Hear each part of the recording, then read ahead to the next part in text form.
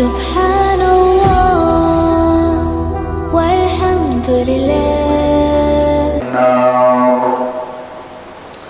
أعوذ بالله السميع العليم من الشيطان الرجيم من همزه ونفخه ونفثه. بسم الله الرحمن الرحيم.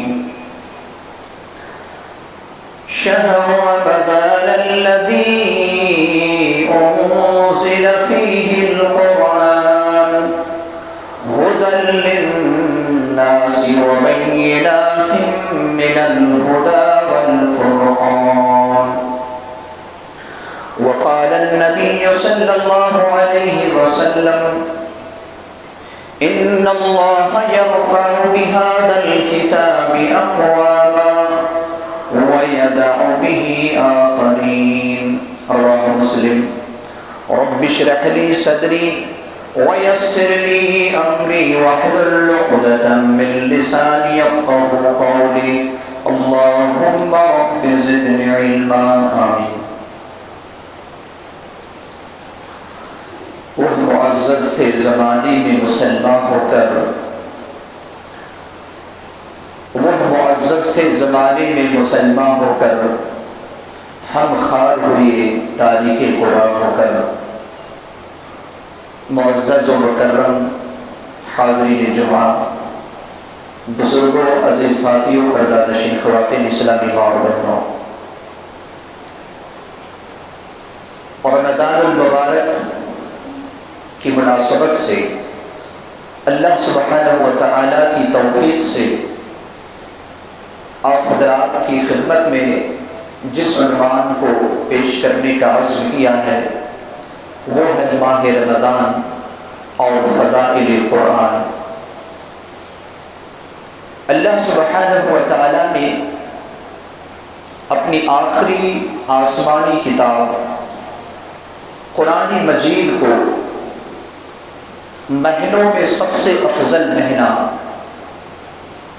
بلکہ راتوں میں سب سے افضل رات اور روئے زمین میں سب سے محبوب ترین زمین اور مخلوقات میں سب سے افضل شخصیت پر اللہ رب العالمین نے اس قرآن کو نازل فرمایا. مہینوں میں سب سے افضل مہینہ رمضان المبارک کا مہینہ ہے.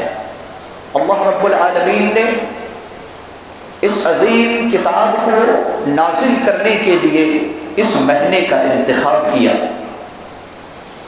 اللہ رب العالمین نے جس رات میں اسے نازل فرمایا وہ رات 1000 مہینوں کی راتوں سے افضل ہے، جسے ہم اور آپ شب قدر کہتے ہیں. قرآن اسے لیلۃ القدر کہتا ہے. جس شہر پر اللہ رب العالمین نے قرآن مقدس کو نازل کیا، اللہ رب العالمین کو وہ سرزمین سب سے محبوب ترین سرزمین ہے، سرزمین مکہ میں اللہ رب العالمین نے نازل فرمایا. اور جس شخصیت پر، بلکہ جو اس فرشتہ کو لے کر کے آئے وہ افضل الملائکہ حضرت جبرائیل علیہ السلام ہے، اور جس شخصیت پر اس قرآن کو نازل کیا وہ روئے زمین کے اندر بلکہ تمام مخلوقات میں سب سے افضل شخصیت جناب محمد رسول اللہ صلی اللہ علیہ وسلم ہے، اور اس پر اس قرآن کو نازل فرمایا. تو اس قرآن کے نازل ہونے کی وجہ سے ہر ایک کی افضلیت اللہ رب العالمین نے بڑھا دی، ہر ایک کی فضیلت کو بڑھا دی. اللہ سبحانہ و تعالیٰ نے سورۃ البقرہ کی آیت نمبر 185 میں ارشاد فرمایا. میں آپ کو یہ بتانا چاہتا ہوں کہ رمضان المبارک اور قرآن میں ایک گہرا تعلق ہے.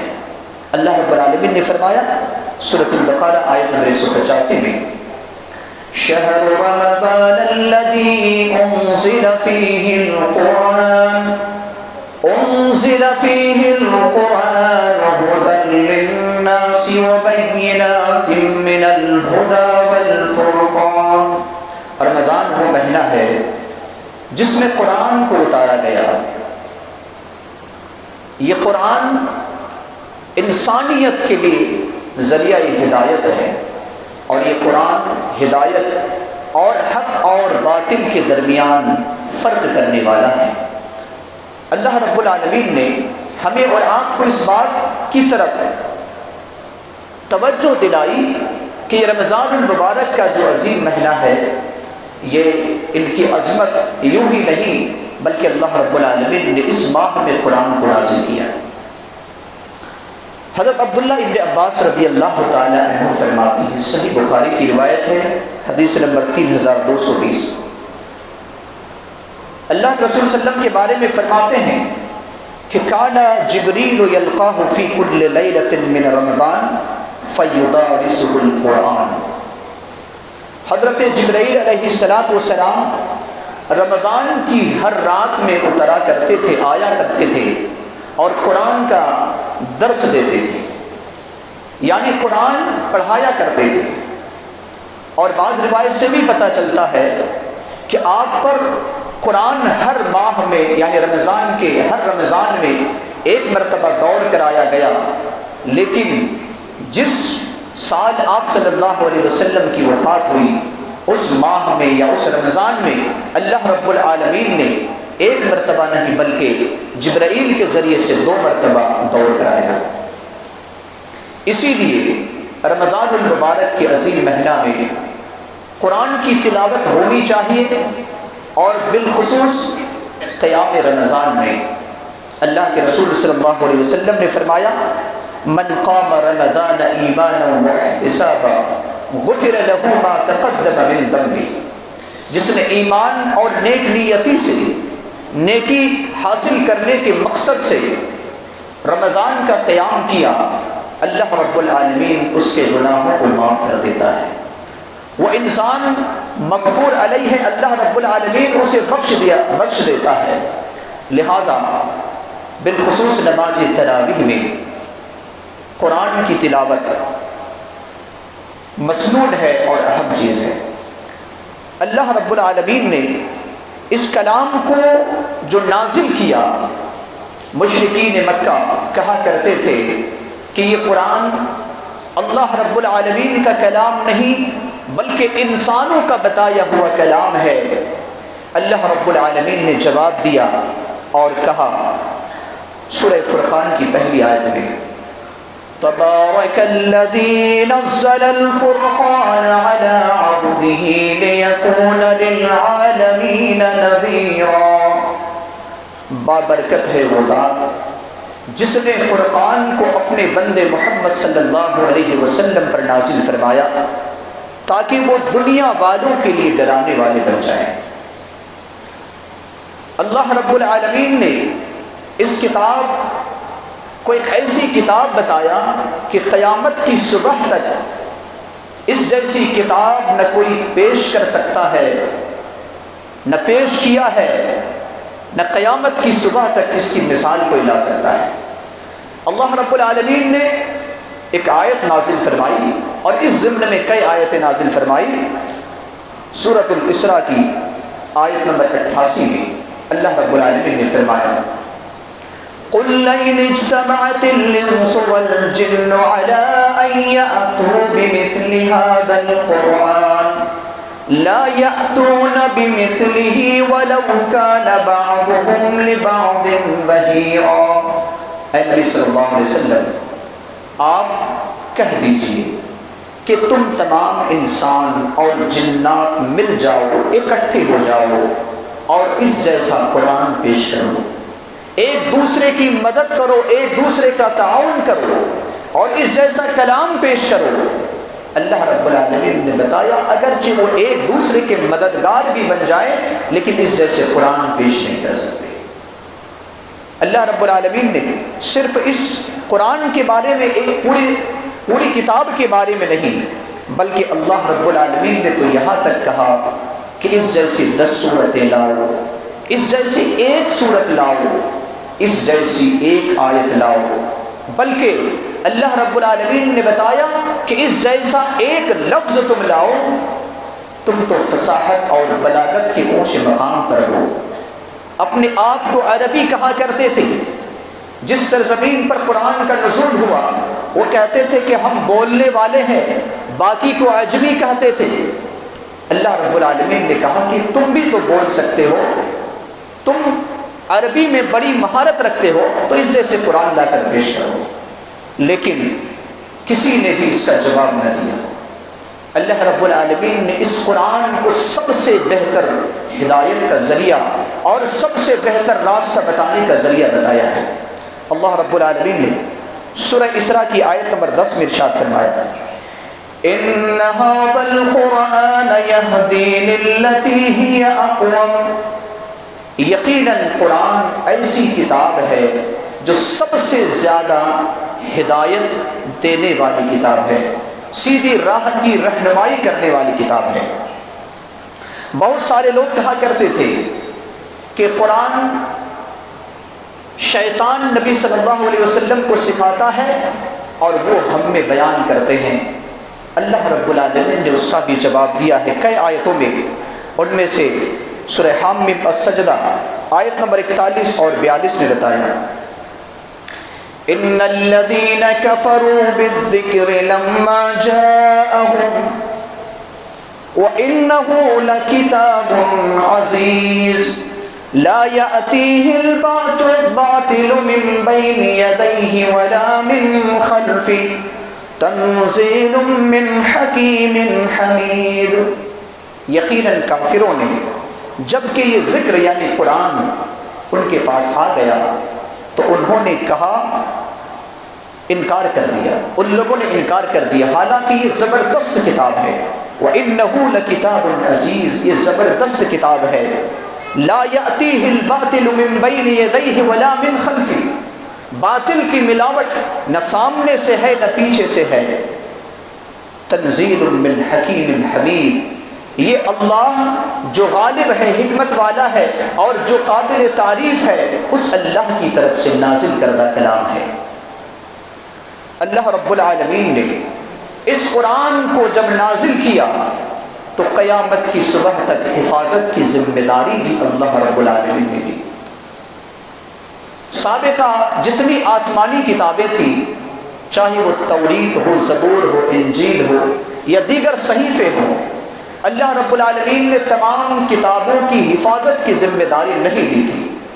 لیکن جب آسمانی آخری کتاب اللہ رب العالمین نے قرآن مقدس کی شکل میں نازل فرمایا تو اللہ رب العالمین نے یہ بھی نازل فرمایا سورۃ الحجر کی آیت نمبر 9، اِنَّا نَحْنُ نَزَّلْنَا الذِّكْرَ وَإِنَّا لَهُ لَحَافِظُونَ، یقیناً ہم نے اس ذکر کو یعنی اس قرآن کو نازل کیا ہے اور یقیناً ہم اس کی حفاظت کرنے والے ہیں۔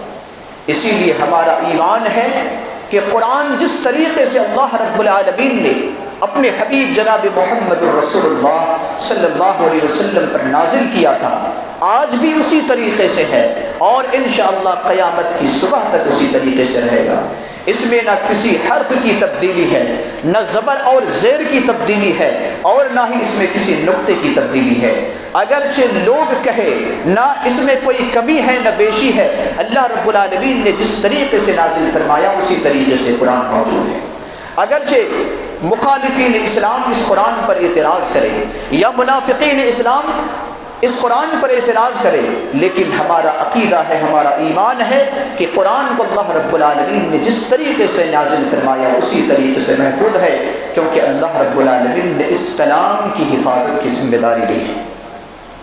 اس قرآن کی فضیلت میں سے ایک فضیلت یہ بھی ہے کہ یہ ایماندار کے لیے، مومنوں کے لیے ذریعہ شفا ہے۔ اللہ رب العالمین نے سورہ اسراء کی آیت نمبر 82 میں ارشاد فرمایا، وَنُنَزِّلُ مِنَ الْقُرْآنِ مَا هُوَ شِفَاءٌ وَرَحْمَةٌ لِّلْمُؤْمِنِينَ، یہ قرآن جس کو ہم نے نازل کیا ہے یہ مومنوں کے لیے شفا کا ذریعہ ہے اور رحمت کا ذریعہ ہے۔ گویا کہ یہ قرآن شفا بھی ہے اور یہ قرآن رحمت بھی ہے، چاہے وہ شفا باطنی طور پر ہو، یعنی شرک اور بدعت کی یا خرافات کی طرف سے شفا ہو، یا تو پھر روحانی یا جسمانی بیماری کے لیے شفا ہو۔ اللہ کے رسول صلی اللہ علیہ وسلم نے اس کی فضیلت کو بتاتے ہوئے فرمایا، روئے زمین کے اندر کوئی ایسی کتاب نہیں ہے جس کتاب کو یہ فضیلت حاصل ہے۔ سنن ترمذی حدیث نمبر 2910۔ عبداللہ ابن مسعود رضی اللہ تعالیٰ عنہ فرماتے کہ اللہ کے رسول صلی اللہ علیہ وسلم نے ارشاد فرمایا، من قرأ حرفا من کتاب اللہ فلہ بہ حسنہ والحسنة بعشر امثالها لا اقول الف لام میم حرف ولكن الف حرف ولام حرف ومیم حرف۔ جو شخص کتاب اللہ کے ایک حرف کی تلاوت کرتا ہے، اللہ رب العالمین اسے ایک نہیں بلکہ 10 نیکی اللہ رب العالمین عطا فرماتا ہے۔ پھر نبی صلی اللہ علیہ وسلم فرماتے ہیں کہ میں یہ نہیں کہتا کہ الف لام میم ایک حرف ہے، بلکہ الف ایک حرف ہے، لام ایک حرف ہے، میم ایک حرف ہے۔ گویا کہ آپ نے اگر الف لام میم کی تلاوت کی تو آپ اللہ کے رسول صلی اللہ علیہ وسلم کی خوشخبری کے مطابق 30 نیکیوں کے مستحق بن گئے۔ تو جو انسان قرآن کی کثرت سے تلاوت کرتا ہے، ایک ایک حرف کے بدلے میں اللہ رب العالمین اسے 10 نیکیوں کا مستحق اور حقدار بناتا ہے۔ لہٰذا ہمیں اور آپ کو چاہیے کہ قرآن کی ہم اور آپ تلاوت کریں، اور یہ قرآن قیامت کے دن شفاعت کا ذریعہ بھی ہے۔ حضرت عبداللہ ابن عمر رضی اللہ تعالی عنہ فرماتے ہیں، صحیح الترغیب و ترہیب حدیث نمبر 984 میں موجود ہے، آپ صلی اللہ علیہ وسلم نے فرمایا، الصیام والقرآن یشفعان للعبد یوم القیامہ۔ صیام بھی یعنی روزے اور قرآن قیامت کے دن بندے کے حق میں سفارش کریں گے۔ یقول الصیام، روزہ کہے گا، جو روزہ رکھتے ہیں روزہ دار کے حق میں کہے گا، اے ربی منعتہ الطعام والشہوہ، اے پروردگار عالم میں نے اسے کھانے سے اور شہوت سے روکے رکھا، فشفعنی فیہ، لہذا مجھے میری شفاعت اس کے حق میں قبول فرما، یعنی اس کی سفارش کر دے، اسے شفاعت مل جائے۔ پھر وَيَقُولُ الْقُرْآن، قرآن بھی کہے گا، گویا کہ روزہ کی بھی زبان ہوگی بولنے کہ اللہ رب العالمین صلاحیت دے گا، قرآن کو بھی اللہ رب العالمین بولنے کی صلاحیت دے گا۔ قرآن بھی کہے گا، منعتہ النوم باللیل، اے اللہ میں نے اسے رات میں نیند سے روکے رکھا تھا، فشفعنی فیہ، لہذا میری شفاعت اس کے حق میں قبول فرما۔ قال، اللہ کے رسول صلی اللہ علیہ وسلم فرماتے ہیں، فیشفعان، ان دونوں کی شفاعت قبول کی جائے گی۔ لہذا جب ہم اور آپ قیامت کے دن مجبور ہوں گے، انسان پریشان حال میں مبتلا ہوگا اور چاہے گا کہ کوئی میری شفاعت کر دے، اس عذاب سے نجات کے لیے رب کی بارگاہ میں کوئی انسان عرضی داخل کر دے یا میری طرف سے کوئی تائید کر دے، اس وقت یہ جو روزہ رکھنے والے ہیں، قرآن کی تلاوت کرنے والے ہیں، یہ دونوں بروز قیامت شفاعت کریں گے۔ اللہ کے رسول صلی اللہ علیہ وسلم نے فضیلت میں کیا فرمائی؟ آپ صلی اللہ علیہ وسلم نے فرمایا، اس روئے زمین کے اندر بہت ساری تعلیمات ہوتی ہیں، بہت سارے علم کی باتیں ہوتی ہیں، لیکن آپ صلی اللہ علیہ وسلم نے کیا فرمایا؟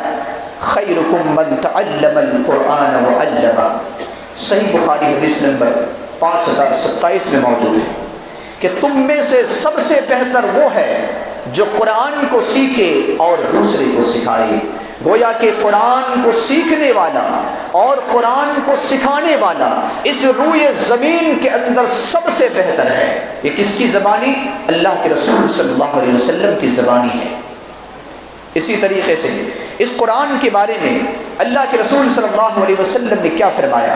حضرت عمر بن خطاب رضی اللہ تعالی عنہ اس حدیث کے راوی ہیں، صحیح مسلم 817 نمبر کی حدیث ہے، ان اللہ یرفع بہذا الکتاب اقواما ویدع بہ آخرین۔ اس کتاب کے ذریعے سے، قرآن مقدس کے ذریعے سے اللہ رب العالمین ایک قوم کو ترقی عطا فرماتا ہے، عزت کے اونچے مقام پر پہنچا دیتا ہے، اور اس کتاب کے ذریعے سے، اس کتاب کو ترک کرنے کی وجہ سے اللہ رب العالمین قوم کو ذلیل اور رسوا کر دیتا ہے۔ آج کہیں یہ تو سبب نہیں ہے ہماری ذلت اور رسوائی کے کہ اللہ رب العالمین نے ہمیں ذلیل اور رسوا کر دیا ہے؟ آج ہم ہر جگہ پر ذلیل اور رسوا ہوتے ہیں، کہیں اس کی وجہ اور اس کا سبب تو یہ نہیں کہ ہم نے قرآن کو چھوڑ دیا ہے۔ جس قرآن کے ذریعے سے اللہ رب العالمین کسی کو عزت عطا کرتا ہے، اس قرآن کو ہم نے ترک کر دیا۔ اسی لیے شاعر اسلام علامہ اقبال رحمہ اللہ فرماتے ہیں کہ وہ معزز تھے زمانے میں مسلمان ہو کر، وہ معزز تھے زمانے میں مسلمان ہو کر، ہم خار ہوئے تاریخی قرآن ہو کر۔ جب تک لوگوں نے قرآن کو سینے سے لگا کر رکھا، قرآن کو پڑھا، قرآن کی تلاوت کی، قرآن کے مطابق عمل کیا، قرآن کی اشاعت کے لیے انہوں نے اپنے ہر چیز کی قربانیاں پیش کر دی، اس وقت تک اس دنیا میں، پوری دنیا میں مسلمانوں کا دبدبہ رہا، مسلمان حکومت کرتے رہے، اور جو ہی قرآن سے آہستہ آہستہ اپنا رشتہ کاٹنا شروع کیا، مسلمان ذلت اور رسوائی کی طرف بڑھتا گیا۔ اللہ رب العالمین نے جب قرآن کو نازل کیا تو قرآن کی تلاوت کا طریقہ بھی بتایا، قرآن کو کس طریقے سے پڑھا جائے۔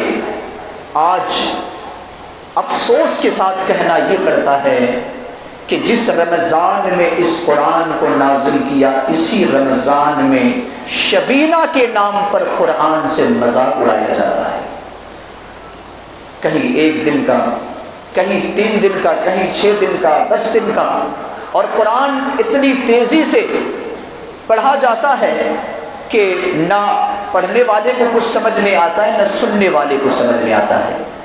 قرآن سے پوچھئے کہ اے قرآن تو بتا کہ ہم کس طریقے سے تیری تلاوت کریں گے، تو قرآن ہمیں بتائے گا۔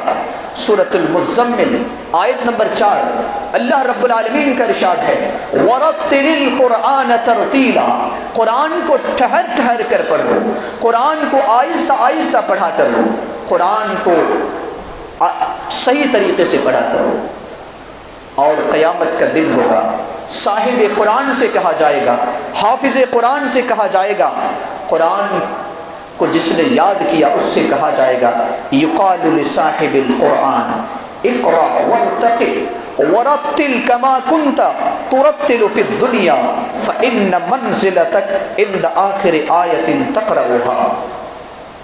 صاحب قرآن سے کہا جائے گا پڑھو اور جنت کی منزل میں چڑھتے جاؤ، اور ٹھہر ٹھہر کر پڑھو جیسا کہ تم دنیا میں پڑھا کرتے تھے، کما کنتا ترتل فی الدنیا، جیسے کہ تم دنیا میں ٹھہر ٹھہر کر قرآن پڑھا کرتے تھے، اسی طریقے سے قرآن کی تلاوت کرتے جاؤ، قرآن کی تلاوت کرتے جاؤ اور جنت کی منزلوں تک پہنچتے جاؤ، جہاں تک تم پہنچو گے، جہاں تک تم پہنچو گے۔ اللہ کے رسول صلی اللہ علیہ وسلم فرماتے ہیں کہ اللہ کہے گا تیری آخری منزل وہی ہوگی جہاں تیری آخری آیت ہوگی۔ اتنی بڑی زمین، اتنی بڑی منزل اور اتنا بڑا مقام اور مرتبہ اللہ رب العالمین عطا فرمائے گا، صرف اس بنیاد پر کہ قرآن کی تلاوت کی جاتی تھی اور قرآن کی وہ تلاوت کرتا تھا اور قرآن کو ٹھہر ٹھہر کر پڑھا کرتا تھا۔ لہٰذا قرآن کے ساتھ ماہ رمضان میں مذاق نہ اڑایا جائے۔ ام سلمہ رضی اللہ تعالی عنہا بیان فرماتی ہیں کہ کان رسول اللہ صلی اللہ علیہ وسلم یقطع قرأته یقرأ، نبی صلی اللہ علیہ وسلم ایک ایک آیت کو الگ الگ کر کے پڑھا کرتے تھے، یہاں تک کہ اس قرآن کے بارے میں اور بہت ساری فضائل، بہت ساری باتیں ہیں، لیکن وقت کی گنجائش نہیں ہے۔ میں آخر میں ایک بات کہہ کر اپنی بات کو ختم کرتا ہوں کہ اللہ رب العالمین نے ہمیں اور آپ کو اس قرآن میں غور و فکر کرنے کا حکم دیا ہے، اور اس کو پڑھنا، اس کو سمجھنا، اس پر عمل کرنا اپنی زندگی کے لیے اللہ رب العالمین نے یہ اس کتاب کو ہمارے اور آپ کے لیے ذریعہ ہدایت بھی بنایا ہے اور زندگی گزارنے کا ذریعہ بنایا ہے۔ لہذا ہم قرآن کی صحیح طریقے سے تلاوت کریں، اور اگر ہم اور آپ قرآن کی تلاوت نہیں کریں گے تو اس کا حشر کیا ہوگا، اس کی وعید کیا ہے۔ آپ سورۃ الفرقان آیت نمبر 30 پڑھیے، اللہ رب العالمین کیا فرماتا ہے؟ وقال الرسول یا رب ان قوم اتخذوا هذا القرآن مہجورا۔ قیامت کا دن ہوگا، میدان محشر میں اللہ کے رسول صلی اللہ علیہ وسلم شکایت کریں گے رب کی بارگاہ میں۔ کیا شکایت ہوگی؟ اے میرے پروردگار، یقیناً میری قوم نے اس قرآن کو چھوڑ دیا تھا، میری قوم نے قرآن کو ترک کر دیا تھا۔ کون شکایت کریں گے؟ نبی صلی اللہ علیہ وسلم، وہ نبی جو باپ سے زیادہ شفقت کرنے والا، ماں سے زیادہ مہربان اور رحم کرنے والا۔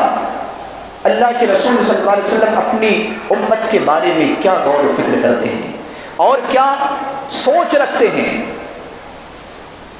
رات کی نماز تہجد میں کھڑے ہوتے ہیں، اپنی امت کے لیے دعائیں کرتے ہیں، ایک ایک آیت میں پوری رات گزار دیتے ہیں، اپنی امت پر اس طریقے سے شفقت اور مہربانی کرتے ہیں۔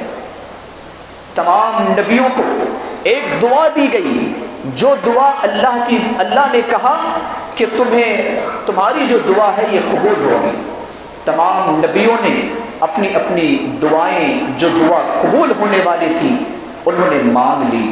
لیکن قربان جائیے نبی جناب محمد رسول اللہ صلی اللہ علیہ وسلم پر نبی نے کہا، اے پروردگار عالم، اگر تو نے مجھے ایسی دعا عطا کی ہے جو دعا قبول کرنے کا تو نے وعدہ کیا ہے، پروردگار عالم سارے نبیوں نے، سارے رسولوں نے اس دعا کو دنیا کے اندر مانگ لی ہے، لیکن میں نہیں مانگتا، میں میدان محشر میں اپنی امتی کے حق میں اس دعا کو مانگوں گا۔ اس نبی پر قربان جائیے، لیکن وہ نبی شکایت کریں گے اللہ کے سامنے، پروردگار عالم میری امت نے قرآن کو ترک کر دیا تھا، قرآن کو چھوڑ دیا تھا، آج ہم قرآن سے دور ہو رہے ہیں، قرآن کی تلاوت نہیں کر رہے ہیں، اپنی اولاد کو قرآن سے دور رکھ رہے ہیں، اسی طریقے سے قرآن کو سمجھنے کی کوشش نہیں کر رہے ہیں، قرآن کے مطابق زندگی گزارنے کی کوشش نہیں کر رہے ہیں، قرآن کی دعوت کو عوام تک پہنچانے کی کوشش نہیں کر رہے ہیں۔ یہی وجہ ہے کہ کسی نے لکھا تھا کہ طاقوں میں سجایا جاتا ہوں، آنکھوں میں لگایا جاتا ہوں، تعویذ بنایا جاتا ہوں، دھو دھو کے پلایا جاتا ہوں، جزدان حریر و ریشم کے اور پھول ستارے چاندی کے، پھر عطر کی بارش ہوتی ہے، خوشبو میں بسایا جاتا ہوں۔ جس طرح طوطا مینا کو کچھ بول سکھائے جاتے ہیں، جس طرح سے طوطا مینا کو کچھ بول سکھائے جاتے ہیں، اس طرح پڑھایا جاتا ہوں، اس طرح سکھایا جاتا ہوں۔ جب قول و قسم لینے کے لیے تکرار کی نوبت آتی ہے، پھر میری ضرورت ہوتی ہے، ہاتھوں پہ اٹھایا جاتا ہوں۔ دل سوز سے خالی رہتے ہیں، آنکھیں ہیں کہ نم ہوتی ہی نہیں، کہنے کو میں ہر ایک جلسہ میں پڑھ پڑھ کے سنایا جاتا ہوں۔ مجھ سے یہ عقیدت کے دعوے قانون پہ راضی غیروں کے، یوں بھی مجھے رسوا کرتے ہیں، ایسے بھی ستایا جاتا ہوں۔ اللہ رب العالمین سے دعا گو ہے کہ اللہ رب العالمین ہم تمام لوگوں کو قرآن کے فضائل کو سمجھ کر اس کے مطابق زندگی گزارنے اور قرآن کی فضیلت کو حاصل کرنے کی توفیق عطا فرمائے۔ الہ العالمین ہم گنہگار ہیں، خطاکار ہیں، سیاکار ہیں، ہمارے گناہوں کی تو مغفرت فرما، ہماری حسنات کو قبول فرما دے، ہمارے صیام اور قیام، ذکر، تلاوت اور ہر قسم کی عبادتوں کو تو قبول فرما دے، ہماری کوتاہیوں کو تو معاف فرما دے۔ ہم میں سے جو بیمار ہے اے اللہ تو انہیں شفاء کاملہ اور صحت عاجلہ نصیب فرما، جو ہمارے مرحومین اور مرحومات ہیں ان کی قبر کو نور سے منور فرما دے۔ رب کریم جب تک زندہ رکھ، ایمان اور اسلام پر زندہ رکھ، جس دن اپنے پاس بلا ایمان اور اسلام پر بلا۔ آمین۔ بارک اللہ لنا ولکم فی القرآن العظیم۔